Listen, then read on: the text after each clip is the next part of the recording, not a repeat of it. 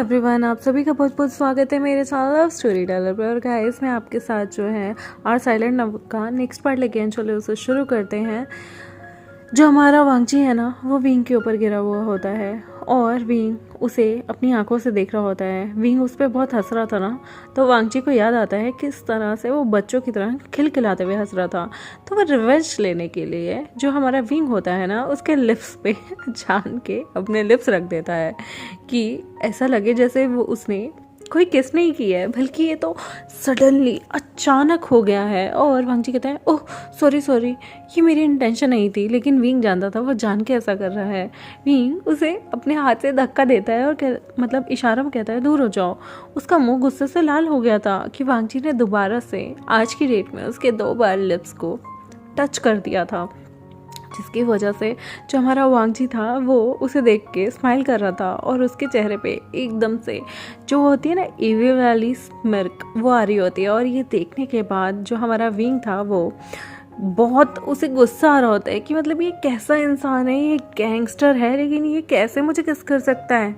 और मेरा तो ये बॉयफ्रेंड भी नहीं है, मैंने तो अभी तक कोई बॉयफ्रेंड भी नहीं बनाया। क्योंकि विंग को ऐसा लगता था जब वो किसी से प्यार करेगा, शादी करेगा या बॉयफ्रेंड बनाएगा तो ही वो किस कर सकता है। लेकिन इस शैतान वांगची ने उसकी किस चुरा ली, और एक ही दिन में 2 बार। तो उसको सच में गुस्सा आता है। वो मुंह बनाता है। शिजुई उसकी खड़े होने में हेल्प करता है। शिजुई अपने भाई को देख के कहता है, भैया आप बिल्कुल बंदर लग रहे हैं, आपको जाकर कपड़े चेंज करने चाहिए। वांगची जो है उसने विंग की जान के कपड़े और गंदे कर दिए थे, और वो विंग के चेहरे पे हाथ लगाते हुए अपने आटे से भरे कहता है, अरे तुम्हें यहाँ लग गया। और करते करते वो विंग के चेहरे पे भी पूरे आटे लगा देता है। विंग कहता है उसे इशारों में दूर रहो मुझसे, और वो उसके हाथ को भी रोकता है। लेकिन वो विंग के चेहरे पे भी पूरा आटा लगा देता है। और विंग और वांगची को देखकर वहाँ पे जो सर्वेंट होते हैं वो ज़ोर ज़ोर से हंसने लगते हैं, क्योंकि विंग भी अब वांगची की तरह बंदर जैसा लग रहा था। और वांगची कहता है, चलो हम अपने चेहरे को ठीक कर लेते हैं। क्या तुम्हें अभी भी ब्लूबेरी केक नहीं खाना? चलो जल्दी से हम अपने अपने जो हैं कपड़े भी चेंज कर देते हैं।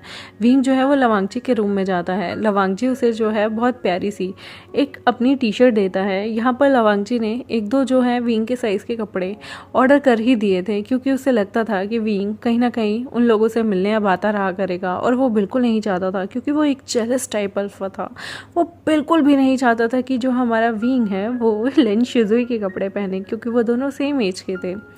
तो लेन शिजुई कहता है, ब्रदर ये विंग की फिटिंग का आप कब लेके आए? तो वो कहता है, वो मैं तुम्हारे लिए लेके आया था गिफ्ट में, लेकिन अब विंग यहाँ आ गया है और विंग के कपड़े ख़राब हो गए, तो मैंने सोचा कि मैं विंग को दे देता हूँ। लेन शिजुई कहता है, आप और मेरे लिए कपड़े? आपको मेरा साइज़ भी पता है मैं क्या पहनता हूँ? तो वांगची कहता है, नहीं मुझे नहीं पता, मैंने सर्वेंट से पूछ लिया था। तो जो हमारा लेन शिजुई होता है वो कहता है, कौन से सर्वेंट से? मेरे सर्वेंट? कौन से वाले से? तो वांगची जो है बातों को टालने की कोशिश करता है, क्योंकि वो जानता था कि वो कहीं ना कहीं फंस जाएगा। और लेन शिजुई बहुत ही शक्की किस्म का इंसान है जब वो क्वेश्चनिंग करने पे आता है।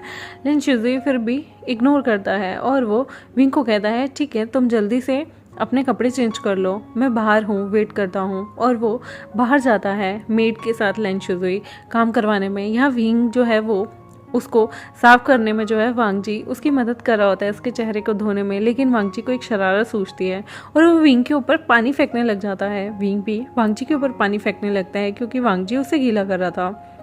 वो दोनों फिर से हंसते हैं और वांगची और विंग जो है वो एक दूसरे पे जब पानी फेंक रहे होते हैं, बिल्कुल बच्चों की तरह बिहेव कर रहे होते हैं, तभी के तभी वो विंग जो है उसके ऊपर फुहारा चलाने वाला होता है, हैंड शावर, जिसकी वजह से विंग जैसे ही पीछे जाता है और विंग जो है वो एकदम दीवार से टकरा जाता है। वांगची उसकी तरफ आता है और कहता है, बच्चों अब तुम नहीं बचोगे। और वो विंग के ऊपर हैंड शावर से जैसे ही बौछारें कर रहा होता है, उसके बाद वो हैंड शावर बंद कर देता है। विंग अपने हाथों से अपना चेहरा छुपा लेता है, लेकिन वो देखता है हैंड शावर से बौछारें बंद हो गई, तो वो अपने हाथों को हटा लेता है और फिर से वांगची उसके मुंह के ऊपर जल्दी से हैंड शावर से फिर से बौछारें कर देता है। और वो कहता है, तुम मुझसे कब बच के कहाँ जाओगे? विंग एक कॉर्नर में आ गया था वांगची से इरिटेट होकर, क्योंकि पानी बहुत ज़्यादा ठंडा था। और वांगची जो है वो विंग के एकदम पास आ जाता है और वो जब विंग को इतने क्यूटली देखता है, उसका भीगा भीगा उसके बालों से निचड़ता हुआ पानी, उसका चेहरा एकदम सुंदर सा भीगा हुआ और इतना सुंदर लग रहा होता है। विंग के लिप्स जो हैं वो थोड़ा सा ठंड से गुलाबी और नीले हो गए होते हैं। विंग की आंखें बहुत ही प्यारी क्रिस्टल जैसी चमक रही होती हैं और विंग का चेहरा बहुत प्यारा लग रहा होता है, भीगा भीगा सा। विंग के कपड़े भी उसकी बॉडी से चिपक जाते हैं क्योंकि वो बहुत ही थिन था, ओमेगा था, और उसकी पूरी बॉडी की जो शेप थी वो विजिबल हो रही होती है। वांगजी जो है वो गल्प करता है, मतलब निगलने की कोशिश करता है अपने ही जो पानी होता है मुंह के अंदर उसे, और उसके बाद वो विंग को देखता ही रह जाता है। वो ऊपर से लेकर विंग को नीचे तक पूरा नोटिस करता है। विंग शर्माकर उससे अपनी फ्रंट की चेस्ट को छुपा लेता है और कहता है इशारों में, क्या घूर रहे हो मुझे। थोड़ा सा विंग यहाँ अनकंफर्टेबल सा हो जाता है। वांगजी जो है वो उसकी तरफ बढ़ता है और कहता है तुम बहुत खूबसूरत हो विंग। वो बिल्कुल विंग के पास आ जाता है। विंग का चेहरा उसकी चेस्ट में था और वो विंग के कान के पास आकर ज़ोर से सांसें भरते हुए कहता है तुम बहुत ब्यूटीफुल हो। और वो विंग के जो कान होते हैं, एयरलब्स होते हैं, उस पर किस करता है। विंग जो है उसके दिल की धड़कनें बहुत तेज़ हो जाती हैं कि वांगजी क्या करने वाला है। वांगजी दोनों हाथों से, दोनों साइड से विंग भाग ना जाए इसलिए फटाफट हाथ रख देता है, क्योंकि उसे लग रहा था विंग अब भाग जाएगा, और विंग भागने ही वाला था कि वांगजी के दोनों हाथों ने दोनों साइडों से उसे ब्लॉक कर दिया था। और वो विंग को देख के कहता है कि तुम इतने ब्यूटीफुल कैसे हो। और वो विंग की आंखों में देखने के लिए विंग को कहता है, पर विंग शर्म से नहीं देख पाता। तभी वांगजी जो है वो फिर से न जाने उससे क्या होता है, वो विंग के चेहरे से उसके हाथों को हटाता है और उसके लिप्स को अपने लिप्स से फिर से ब्लॉक कर देता है, और दोनों एक बहुत सॉफ्ट और बहुत प्यारी सी जो है किस करने लग जाते हैं। वांगजी वहाँ पर अपने जो फेरोमोन्स होते हैं उन्हें फैला देता है, और विंग भी उसके सूदिंग से फेरोमोन्स की वजह से उसे किस करने लगता है। दोनों एक दूसरे के लिप्स में खो जाते हैं कि तभी उनके जो बाथरूम का डोर होता है उस पर बैंग होता है, और लेन शुजुई कहता है ब्रदर कितनी देर लगेगी आपको अब जल्दी करना चाहिए, और मस्ती मत करो, बीमार पड़ जाएगा विंग। क्योंकि विंग बहुत फ्रजाइल है, और वांगजी जानता था विंग सच में बहुत फ्रजाइल है। वो विंग के लिप्स को अपने लिप्स से हटाता है और विंग को वो बहुत ही ज़्यादा प्यासी भरी नज़रों से देख रहा होता है। विंग को बस ऐसा दिल कर रहा था कि वो अभी यहाँ कोई गड्ढा खोदे और उसमें अपने आप को छुपा ले, क्योंकि उसके लिए बहुत ज़्यादा एम्बैरेसिंग था इस वक्त जो हमारा वांगजी है उसके सामने खड़े रहना। वांगजी जो है वो विंग की जो टी शर्ट होती है उसे उसकी कमर से उठाकर विंग एकदम से उसे देखता है और कहता है क्या कर रहे हो तुम, इशारों में। वांगजी कहता है कुछ नहीं, मैं तुम्हें हेल्प कर रहा हूँ चेंज करने में। विंग अपनी चेस्ट को ज़ोर से अपने हाथों से कवर करते हुए कहता है मैं खुद कर लूँगा। वांगजी कहता है नहीं, तुम गिर गए तो, और वो हंसने लगता है। विंग जो है वो और ज़्यादा ब्लश करता है, उसका एकदम कान लाल हो चुका था ब्लश करते हुए, और वांगजी स्माइल करता है। विंग जो है वो मना कर देता है और वो वांगजी को वहाँ से जाने के लिए कहता है। वांगजी कहता है मैं क्यों जाऊँ, ये तो मेरा वॉशरूम है, मैं इधर से बाहर क्यों जाऊँगा। और वो विंग के सामने खड़ा होते ही अपनी ज़ोर से अपनी जो है शर्ट को, उसे मतलब अपने कपड़ों को उतार देता है अपर बॉडी के, और विंग सिर्फ उसकी चेस्ट को ही देखता रह जाता है। उसके एब्स पे से पानी ऐसे निचड़ रहा होता है और उसकी वाइट मिल्की स्किन उसके सामने होती है। विंग फटाफट से अपने जो फेस होता है ना उस पर अपनी आंखों को बंद कर लेता है हाथ रख के। वांगजी कहता है हाँ किड। विंग जो है इशारों में उसे कहता है मैं बच्चा नहीं हूँ।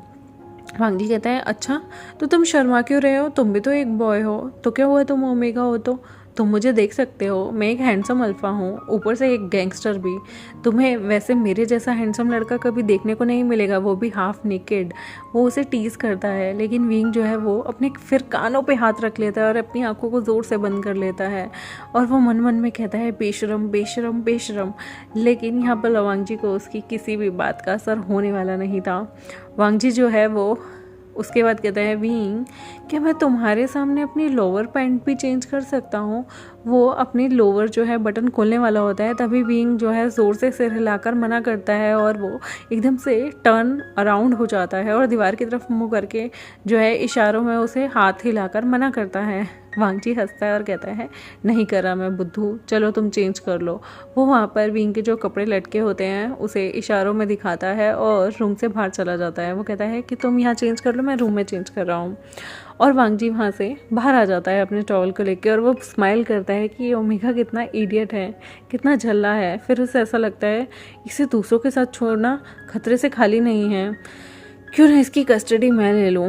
लेकिन अंकल जो ये जियांग फैमिली के जियांग फेंगमिया है ये तो कभी नहीं मानेंगे। वही चीज़ें मन में सोच रहा होता है, तभी वो अपने बालों को टॉवल से पोंछता हुआ बाहर आता है। वो टॉवल को एक साइड रखता है और उसके बाद अपने लिए पहनने के लिए एक टी शर्ट निकालता है। उसके बाद वो अपने लोअर हाफ को भी फटाफट से चेंज कर लेता है, इससे पहले विंग बाहर आए या उसका ब्रदर आए। और फिर विंग भी अंदर धीरे धीरे वांगजी ने जो उसके लिए टी शर्ट और शॉर्ट्स लेके आए थे उन्हें चेंज कर लेता है। हालांकि वो पहन के पूरी पैंट आया था, लेकिन यहाँ पर वांगजी उसके लिए शॉर्ट और कुछ पजामा भी लाए थे। लेकिन वांगजी को उसकी सेक्सी टांगे देखने का ना मतलब एक फैंटेसी थी, तो वो उसे शॉर्ट्स ही देता है कि विंग जो है पहन के घूमे, क्योंकि विंग उसमें काफ़ी क्यूट लगता है, बिल्कुल बेबी सा लगता है। बैगी सी शर्ट पहनी हुई, यानी कि खुली ढुली सी टी शर्ट पहनी हुई और शॉर्ट्स पहने हुए। विंग जो है वो सब पहन के बाहर आता है। वांगजी जैसे ही विंग बाहर आता है उसके चीक्स छेड़ के कहता है, ओ माय क्यूटी बेबी, तुम कितने छोटे से हो, टाइनी से, बिल्कुल इतने से, तुम्हारी कमर तो मतलब मेरे हाथ से भी छोटी है। विंग जो है उसे ऐसा लगता है कि वांगजी कहीं ना कहीं उसकी इंसल्ट कर रहा है, तो वो इशारों में कहता है कि मैं कोई बेबी नहीं हूँ, मैं एडल्ट हूँ। और वो बहुत प्राउडली अपनी चेस्ट पे हाथ मार के कहता है कि मैं एडल्ट हूँ। वांगजी हंसने लगता है और कहता है, फिर भी मेरे सामने तुम एक बच्चे ही हो, बच्चे, छोटू। और ये बात सुनने के बाद ना कहीं विंग को ऐसा लगता है कि ये तो उसकी इंसल्ट है। कोई उसे कैसे बोल सकता है कि वो एक बच्चा है, जबकि वो एडल्ट हो चुका है। उसके पास वोटर आईडी कार्ड भी है, क्योंकि वो 18 हो चुका है, 18+ है। यहाँ पर विंग जो है वो उसे मुंह चिढ़ाते हुए बाहर जाता है और वहीं पे ये उसकी कैट जो है उसके पास आती है। विंग जो है अपनी कैट को हाथ में लेता है, तभी वांगजी को एक फ़ोन आता है और वो जो फ़ोन था वो उसके राइट हैंड का था। और वो फ़ोन करके कहता है कि जिसको आप ढूंढ रहे थे बॉस, उसे हमने पकड़ लिया है। वांगजी कहता है तो उसे बेसमेंट में ले आओ। तो विंग जो है वो देखता है कि वांगजी जो इतना प्यार से अभी तक उसे डील कर रहा था, सडनली उसकी जो टोन है वो चेंज हो गई। और वांगजी फटाफट से वहाँ से अपने ग्लव्स, अपने बहुत सारी चीज़ें लेता है, पिस्टल लेता है और ना जाने कितनी सारी पिस्टल लेके वहाँ से भागता है। विंग ये चीज़ देख के हैरान होता है, तभी शिजुई जो होता है वो उसे कहने आ रहा होता है ब्रदर। तो वांगजी कहता है तुम विंग के पास रुको, मैं नीचे जा रहा हूँ बेसमेंट में किसी काम से। शिजुई कहीं ना कहीं समझ गया था कि वांगजी का ये ऑफिशियल गैंगस्टर वाला ही काम है। और यहाँ पर जो वांगजी था उसने वाइट रंग की शर्ट पहनी हुई थी और उसने ट्राउज़र पहना हुआ था कैमल कलर का, मतलब वाइट रंग की टी शर्ट और कैमल कलर का ट्राउज़र। तो विंग जो है वो शिजुई के साथ ऐसे ही मटर गश्ती करता है। वो लोग कुछ खाते हैं पीते हैं, उसके बाद पियानो बजाने उसके रूम में चला जाता है। विंग जो है वो शिजुई को कहता है कि तुम कितने लकी हो कि तुम्हारे ब्रदर तुमसे बहुत प्यार करते हैं। लेकिन शिजुई कहता है बट मुझे ऐसा लगता है कि फिर भी चीज़ों की कहीं ना कहीं कमी रह जाती है, मुझे यहाँ पर रहना पसंद नहीं।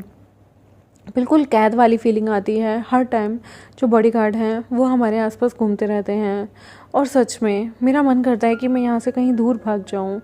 मुझे एक खुली जगह में रहना है जहाँ पे मैं आसानी से सांस ले सकूँ। यहाँ पर हमारे अंकल बहुत ज़्यादा स्ट्रिक्ट हैं, तुम अभी अंकल से नहीं मिले ना, इसलिए। वो विंग के सिर पे हाथ फेरता है उसके गीले बालों में। विंग को वो टाइम याद आता है जब वांगजी उसके सिर पे हाथ फेर रहा था और वो एकदम से उस चीज़ से बाहर निकलता है। तभी उसे याद आता है कि किस तरह से बाथरूम में वांगजी ने उसे किस कर दिया था। उसे समझ नहीं आ रहा था कि वांगजी उससे चाहता क्या है आखिर, और इस तरह से कभी उससे कोई डील नहीं करता था। यहाँ पर शिजुई विंग के चीक्स फैलाते हुए कहता है तुम तो बिल्कुल बेबी बॉय जैसे हो। विंग उसे इशारों में कहता है नहीं मैं एडल्ट हूँ। तो उसके चीक्स को हाथ लगाते हुए हंसते हुए जो हमारे शिजुई वो कहता है मैं ये नहीं कह रहा कि तुम एडल्ट नहीं हो, मैं ये कह रहा हूँ कि तुम्हारी स्किन बेबी सॉफ्ट है। विंग को ये कॉम्प्लीमेंट ही लगता है और वो शाय फील करता है, शर्माने लगता है। तभी जो हमारा लवांगजी है ना वो ऊपर आता है और जो शिजुई है वो विंग को कहता है कि लगता है हमारा खाना तैयार हो गया, लेकिन हम थोड़ी देर में बाहर जाएंगे। विंग उससे पूछता है लेकिन तुम्हारे ब्रदर भी आ गए, चलो ना बाहर चलते हैं, सब बैठते हैं इकट्ठे। लेकिन शिजुई उसे बाहर जाने से रोकता है, लेकिन विंग को तो जैसे चुल ही मच गई थी कि उसे बाहर जाना है, कि आखिर ऐसा क्या बात हो गई थी कि लवांगची इतनी तेज़ी से भागता हुआ नीचे गया था, और वो भी पिस्टल लेके। तभी उसकी जो ई होती है, यानी कि उसकी जो कैट होती है, वो बाहर चली जाती है और विंग भी उसके पीछे पीछे बाहर चला जाता है। तब वो देखता है कि विंग जब बाहर जाता है, वांगजी के कपड़ों पे लाल रंग के छींटे होते हैं, और वो और किसी चीज़ के नहीं, खून के ही धब्बे थे। और तो और लवांगची के हाथों में भी खून का निशान होता है। फिर वो फटाफट भागकर लवांगची के हाथ पैर चेक करने लगता है कि उसे तो कहीं कोई चोट नहीं आई। तो वो देखता है कि लवांगची की जो बॉडी पे या कपड़ों पे खून लगा हुआ था वो किसी और का था। ये देखने के बाद विंग घबरा जाता है और वो सोचता है कि शायद लवांगची ने किसी की जान ली है, और वो समझता है कि शिजुई जो कह रहा था कि यहाँ रहना बहुत आसान नहीं है, वो यहाँ से दूर भागना चाहता है।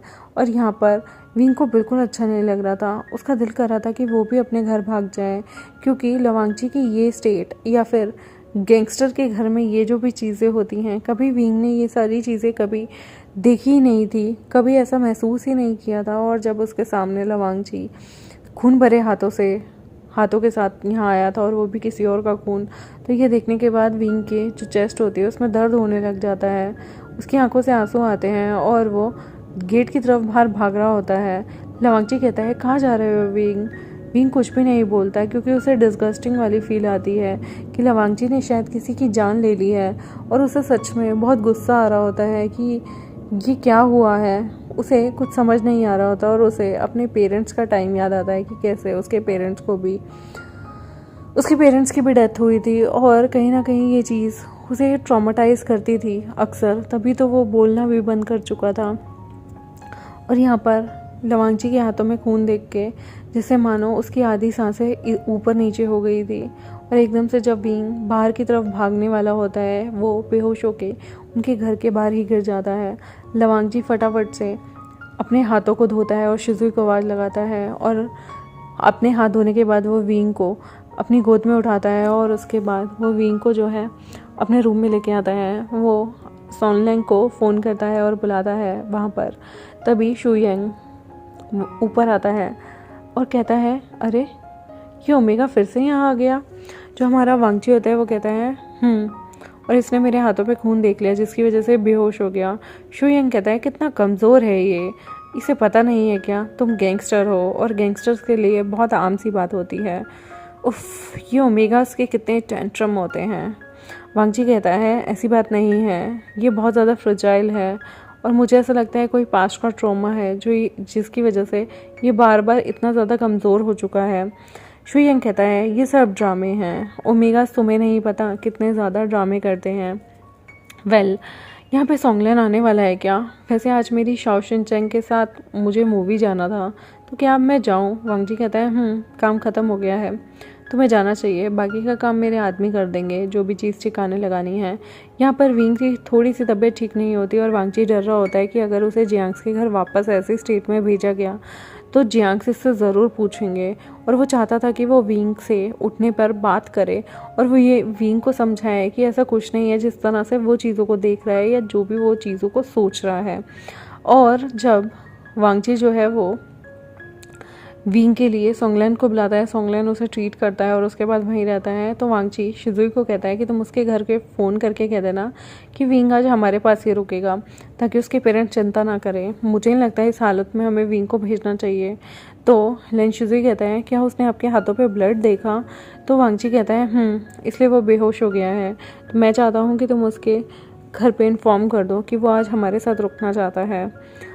तो यही बात शिजुई कहता है, ठीक है। शिजुई उनके घर पे फ़ोन लगाता है, और वो फ़ोन जो है और कोई नहीं, शिज़े उठाती हैं, और शिज़े से वो बात करता है और बताता है कि विंग जो है उसका फ्रेंड, वो उसके साथ यहाँ रुकना चाहता है। शिज़े कहती हैं, कोई बात नहीं, अगर तुम लोगों के साथ रुकना चाहते हो तो मुझे कोई प्रॉब्लम नहीं, क्योंकि फ़ोन जो है हमारा विभूषण तो कर नहीं सकता था, वो बोल नहीं सकता था, तो लेन शिज़े ही फ़ोन कर देता है और लेन शिज़े ही जो है हमारे विंग के फ़ोन से ही अपनी शिज़े को भी टेक्स्ट कर देता है कि शिज़े आज मैं अपने दोस्त के यहाँ रुकूंगा। शिज़े कहती है कोई बात नहीं, अगर तुम रुकना चाहते हो तो मैं फ़ादर और मदर को इन्फॉर्म कर दूँगी और जंगचा को भी। और यहाँ पर किसी को भी कोई इतनी ज़्यादा प्रॉब्लम नहीं थी और विंग क्या करता है क्या नहीं करता वैसे भी उसकी फैमिली को इतनी ज़्यादा बड़ी नहीं होती थी। वो घर में भी होता था तो वो एक कॉर्नर में ही होता था, तो अगर वो दोस्त के यहाँ भी रुका है तो इतनी ज़्यादा उन्हें कोई प्रॉब्लम नहीं थी। बस उन्हें ये लगता था वो ओमेगा है, कोई इसका फ़ायदा ना उठाए, वरना कल को अगर विंग प्रेग्नेंट वगैरह हो जाता है तो एक तो वो विंग को, जो कि उनका अपना ब्रदर नहीं है या फिर उनका अपना बेटा नहीं है, उसे रख रहे हैं, ऊपर से विंग अगर किसी से प्रेग्नेंट हो गया तो उस बच्चे को भी उन्हें पालना पड़ जाएगा। बस वो इतना ही सोचते थे, इससे ऊपर मतलब किसी की सोच जाती नहीं थी विंग को लेके। और यहाँ पर विंग को सोंगलेन जब दवाई वगैरह दे देता है, विंग को काफ़ी देर बाद होश आता है, 1-2 घंटे बाद, और विंग वहाँ वांगची को देखता है। विंग की आंखों में आंसू आ जाते हैं और वो वांगची से इशारों में पूछता है कि क्या तुमने किसी का मर्डर किया है। वांगची उसे कहता है जैसा तुम सोच रहे हो ऐसा कुछ नहीं है। तो वो कहता है तुम्हारे कपड़ों पर ब्लड की छींटें थी। वांगची ने कपड़े चेंज कर लिए थे और नहा लिया था। तो वांगची कहता है हाँ ब्लड की छींटें थी, लेकिन मैंने किसी को मारा नहीं है। एक्चुअली जैसे वो ये बोलता है तो विंग कहता है क्या तुम लोगों को मारते हो। वांगजी कहता है तुम पागल हो गए हो, मैं किसी को ऐसे नहीं मारता, बिना वजह तो मैंने कभी किसी को नहीं मारा है, और वजह होने पे भी मैं कोशिश करता हूँ कि मैं किसी को हाथ ना लगाऊँ। और दूसरी बात, आज हमें एक लाश मिली थी, हमारे ही कोई मेंबर था, और जो तुमने मेरे हाथों पे खून की छींटें देखी वो उसी इंसान की जो लाश थी वो खून में सनी हुई थी। जब मैंने उसे टच करके देखा और उसे आइडेंटिफाई किया, वो हमारा ही गैंग का एक मेंबर था। बस मैंने किसी को मारा नहीं है और तुमने इस चीज़ का गलत मतलब ले लिया। और विंग जो है वो कहीं ना कहीं मन में शांत होता है कि लवांची ने किसी का खून नहीं किया है एटलीस्ट, और वो अपने मन को शांत करता है। तभी सोनलैंग कहता है तुम इतने फ्रजाइल कैसे हो। विंग कुछ नहीं बोलता।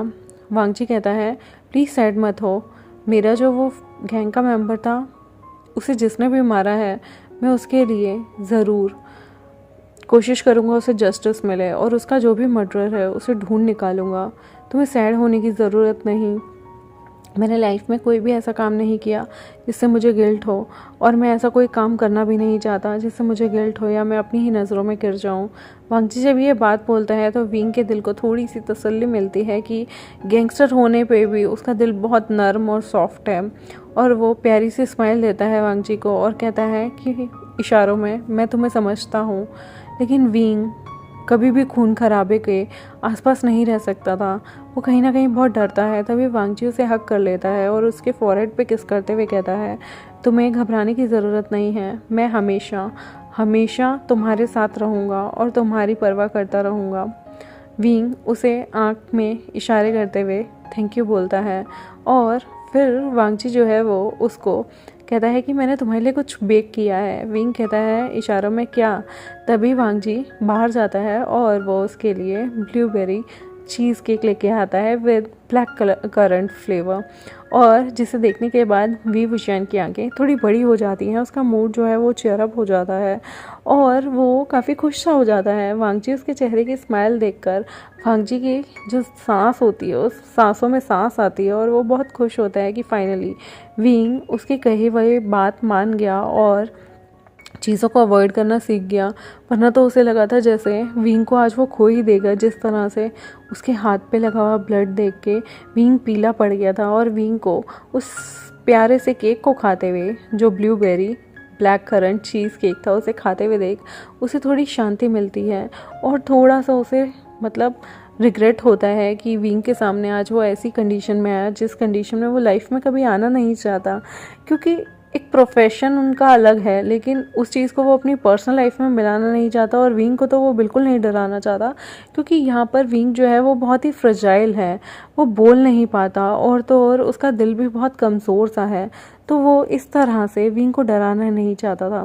आई होप आपको आज का पार्ट अच्छा लगा हो। अच्छा लगा मेरे चैनल को सब्सक्राइब कर दे, वीडियोज़ को लाइक कर दे। आने वाले पार्ट में बहुत सारी रोमांटिक चीज़ें होंगी। आज का पार्ट थोड़ा सा हल्का सा अनरोमांटिक था, बट आने वाले पार्ट में बहुत सारी रोमांटिक चीज़ें होने वाली हैं और ट्विस्ट एंड टर्न्स आने वाले हैं, तो उसके लिए मेरे साथ जुड़े रहें। Thank you very much, bye bye.